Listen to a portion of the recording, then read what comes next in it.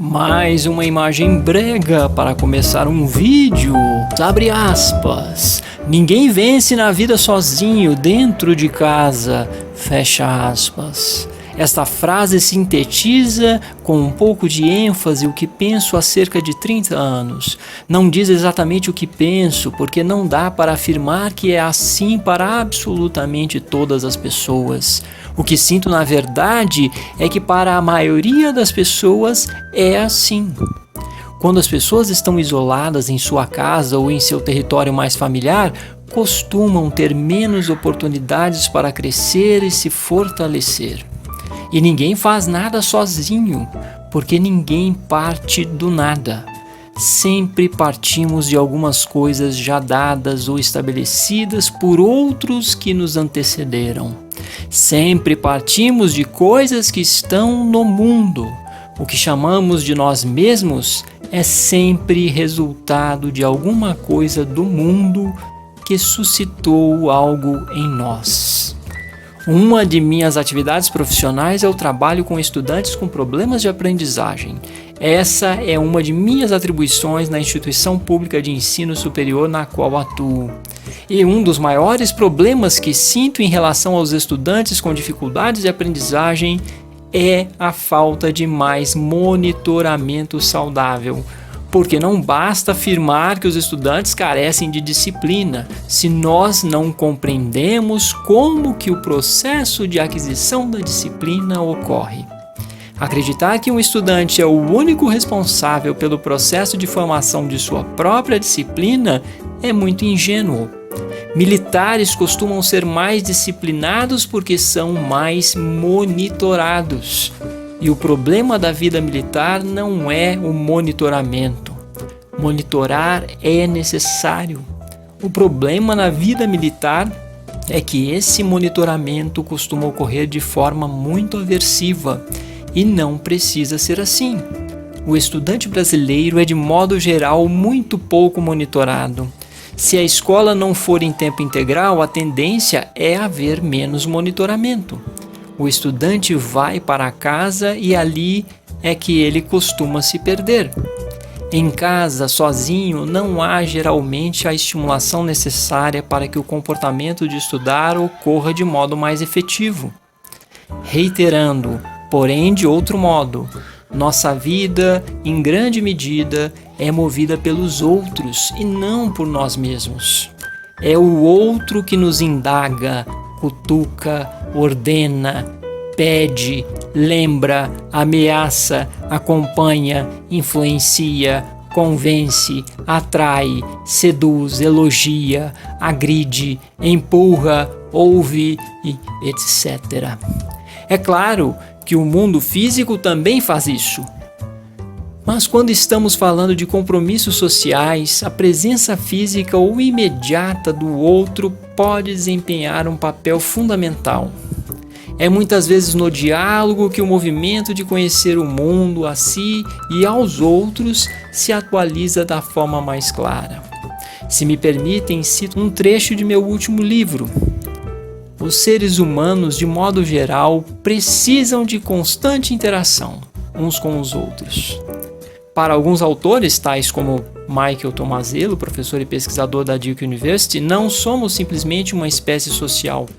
A intensidade da solidariedade de nossa espécie teria um caráter especial, e talvez fosse mais apropriado sermos classificados como uma espécie ultrasocial. Da mesma forma que abelhas e formigas são especialmente cooperativas entre os insetos, nós humanos somos especialmente sociais cooperativos entre os mamíferos. E há evidências de que nossa intensa sociabilidade teve papel fundamental no surgimento das sofisticadas formas da cognição e moralidade humanas. Vínculos afetivos sólidos e benéficos são fundamentais para a nossa saúde e bem-estar.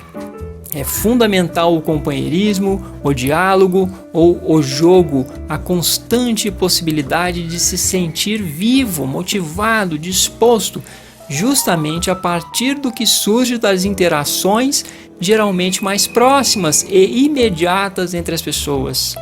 Quando estamos acompanhados por pessoas com as quais temos afinidade, cuja companhia nos faz bem ou nos motiva de modo saudável a agir, a trabalhar ou estudar, a tendência é que haja de nossa parte maior concentração e envolvimento na atividade realizada. Muitos estudantes facilmente se distraem, perdem o foco, primeiramente porque o que predomina é a educação de massa e modelos tradicionais de ensino, os quais privilegiam a fala de um professor para um grupo grande de alunos. Nesse contexto, praticamente não há diálogo. O que impera é a transmissão de um professor aos seus estudantes. O diálogo é um elemento central na interação ensino-aprendizagem, no processo de aquisição e produção do conhecimento. E isso vale para qualquer metodologia de ensino. Independentemente da metodologia adotada, é fundamental que ocorra diálogo, porque não existe vídeo de internet ou documentário, por exemplo, por mais espetacular que seja, que possa substituir a rica e saudável interação face a face, olho no olho, com liberdade e tranquilidade para se falar e se perguntar tudo o que for possível.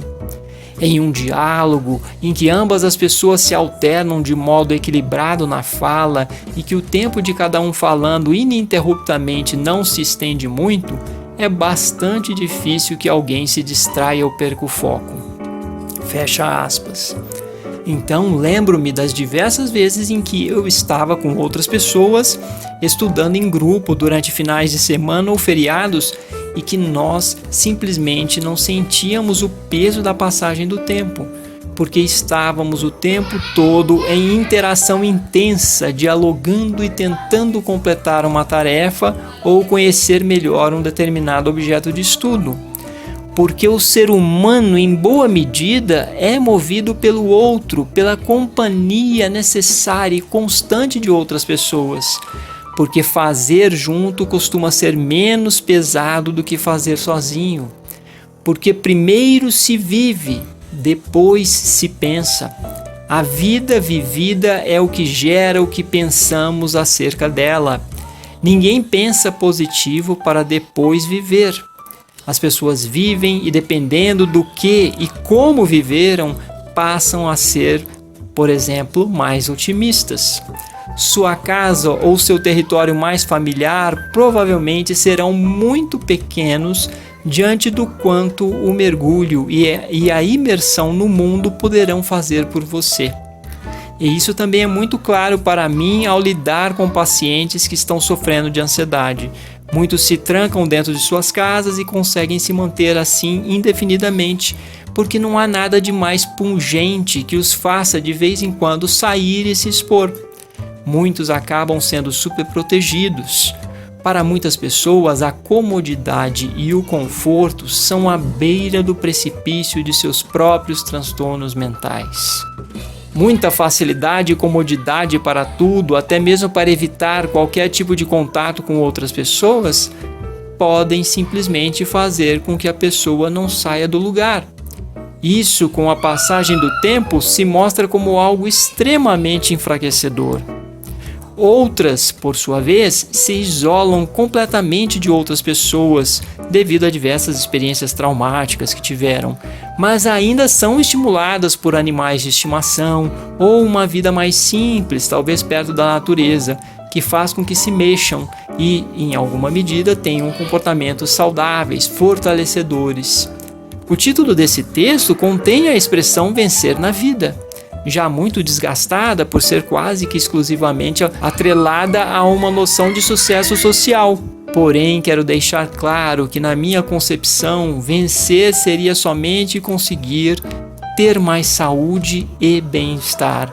Somente isso. Então, diante do que já falei aqui para vocês nesse vídeo, para ficar claro e concluir o que estou falando, refaço a expressão de modo mais técnico e menos apelativo, porque o título era para isso mesmo, era uma isca para chamar sua atenção. Então, refazendo, eu diria o seguinte: ninguém, sabendo que ainda me utilizo do termo ninguém como força de expressão, obviamente, Ninguém obtém mais saúde e bem-estar sozinho, isolado, em sua casa, em seus confortos, comodidades e vícios, ao simplesmente se retirar das exigências e estimulações do mundo.